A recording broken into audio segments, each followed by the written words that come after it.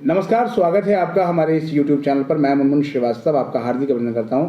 हमारे साथ एक बार फिर हैं इस कैंपस ऑफ ओपन लर्निंग की डायरेक्टर प्रोफेसर पायल मागो, और स्कूल ऑफ ओपन लर्निंग को लेकर कई सारे इश्यूज आ रहे हैं। और सबसे बड़ा सवाल जो है वो फाइनेंशियल सपोर्ट स्कीम को लेकर है, जिसको FSS के रूप में आप जानते हैं। उसके बारे में हम जानेंगे कि किस तरह के सवाल हैं बच्चों के और उनका क्या समाधान है। मैम, सबसे बड़ा सवाल तो जो है बच्चों का ये है कि उनका इनकम सर्टिफिकेट नहीं बन पा रहा है और वो कैसे अप्लाई करें। स्वागत है हमारे चैनल पर।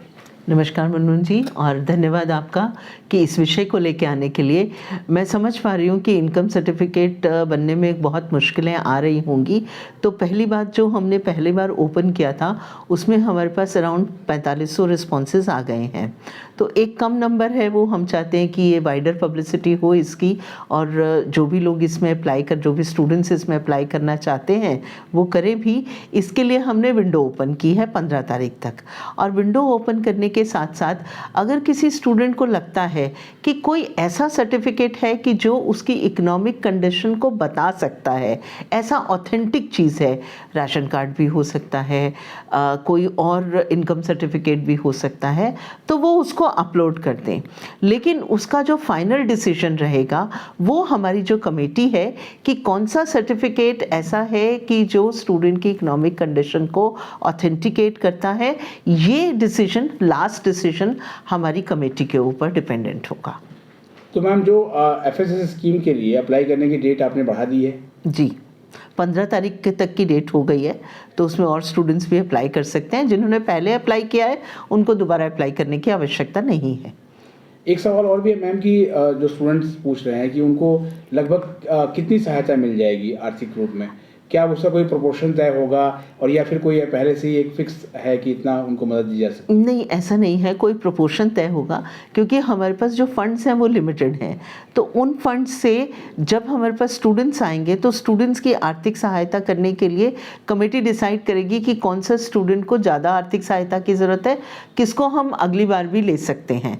तो इस तरह से जो अलग अलग प्रोपोर्शन डिसाइड होगा हर स्टूडेंट के लिए, वो कमेटी का डिस्क्रिप्शन है। मतलब वो एक कमेटी डिसाइड करेगी? जी, पूरी कमेटी है, वो डिसाइड करेगी। इसमें हो सकता है कि वो कुछ स्टूडेंट्स के साथ इंटरेक्शन भी करे।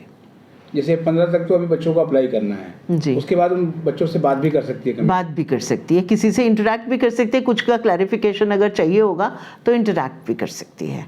एक चीज़ और भी है मैम कि जैसे जिन्होंने इनकम सर्टिफिकेट बनने के लिए अप्लाई किया हुआ है, तो जाहिर बात है कि अब उन्हें रिसीविंग मिलती है, तो क्या वो रिसीविंग को लेकर भी अप्लाई कर सकते हैं? नहीं, रिसीविंग को लेकर अप्लाई कर सकते हैं, लेकिन जितनी जल्दी हम डिसीजन लेना चाहते हैं, अगर तब तक इनकम सर्टिफिकेट नहीं आता, और कुछ ऐसे बेसिस होंगे जिन बेसिस के ऊपर उन्होंने इनकम सर्टिफिकेट के लिए अप्लाई किया होगा, तो वो भी हमें सबमिट कर सकते हैं।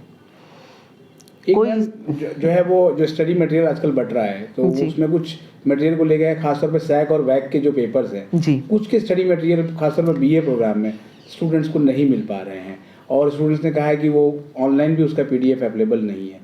तो क्या सच्चाई क्या है मैम? नहीं, अभी ये स्टडी मटेरियल जो भी हमारे प्रिंटिंग में कम पड़ा है वो और बंटना शुरू हो जाएगा, इसी हफ्ते में से आ जाएगा। और उसके साथ साथ जहाँ पर भी हमें ये लगता है कि कुछ स्टडी मटेरियल ऐसे हैं जो लेट मिले हैं, उनकी हम ऑनलाइन क्लासेस ज़्यादा कर देंगे। और मैं फिर से ही अपील करती हूँ स्टूडेंट से कि प्लीज़ अपनी हाइब्रिड मोड की क्लास, ऑनलाइन क्लासेस में, और जो ऑफलाइन क्लासेस संडे और हॉलीडेज़ को होती हैं उसमें आएँ ज़रूर। उनकी अटेंडेंस हमारे हिसाब से बहुत पुअर है, और धीरे धीरे अगर ये इंटरनल असेसमेंट में अटेंडेंस का कंपोनेंट भी ऐड होता है तो ये एक बहुत बड़ा कंपोनेंट होगा स्टूडेंट्स के लिए।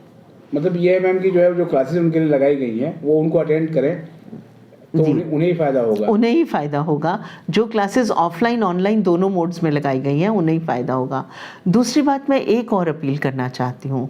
मुझे लगता है कि बहुत सारे ऑनलाइन चैनल्स, कोचिंग सेंटर्स आपको कुछ कुछ नोट्स या कोई सॉल्यूशंस इस तरह से बांटने की कोशिश कर रहे हैं। आप उनके झांसे में नहीं आएँ। एक तो आप अपना पैसा गंवाएंगे, और ऐसा संभव हो सकता है कि आपको जो चीज़ मिले वो इतनी अच्छी ना हो कि आप, और वो ऑथेंटिकेट भी ना हो, सिर्फ वो पैसा कमाने के लिए आपको बेच रहे हैं। इसमें यूट्यूब चैनल्स भी हैं। इन यूट्यूब चैनल्स से जिससे आपको इंटरेक्ट नहीं करना, इसकी पूरी लिस्ट हमारी वेबसाइट के ऊपर है। इनका हमने पुलिस में भी कंप्लेंट किया हुआ है। तो ये जो बरगलाने का काम कर रहे हैं, उस बरगलाने में आप ना आएँ। इंटरनल असेसमेंट चल रहे हैं मैम, पहले फर्स्ट सेमेस्टर का शुरू हुआ, उसके बाद थर्ड का शुरू हुआ, इसको लेकर किस तरह का रिस्पांस है? रिस्पांस बहुत अच्छा है इंटरनल असेसमेंट का। स्टूडेंट्स इसमें इंटरनल असेसमेंट दे पा रहे हैं। कुछ एक समस्याएं उनको आ रही हैं जिसके लिए हमने अपनी फ़ोन लाइंस भी खोली हुई हैं, और इसके साथ साथ अगर आप यहाँ आकर भी अपनी कोई बातचीत रखना चाह रहे हैं, कोई प्रॉब्लम रिजॉल्व करना चाह रहे हैं, तो यहाँ पर फिज़िकली भी आप स्टूडेंट्स यहाँ आके काम कर सकते हैं।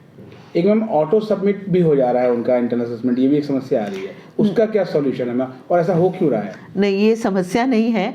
ऑटो सबमिट का आपका किसी भी एग्ज़ाम देने का एक समय होता है, तो इसका भी समय है। आप 45 मिनट में अगर उसको सबमिट नहीं करेंगे तो वो ऑटो सबमिट हो जाएगा। तो आपको 45 मिनट में ही अपनी इंटरनल असेसमेंट देनी है, इसका आप सभी लोग ध्यान रखें। बहुत बहुत धन्यवाद मैम इस अपडेट के लिए। जी।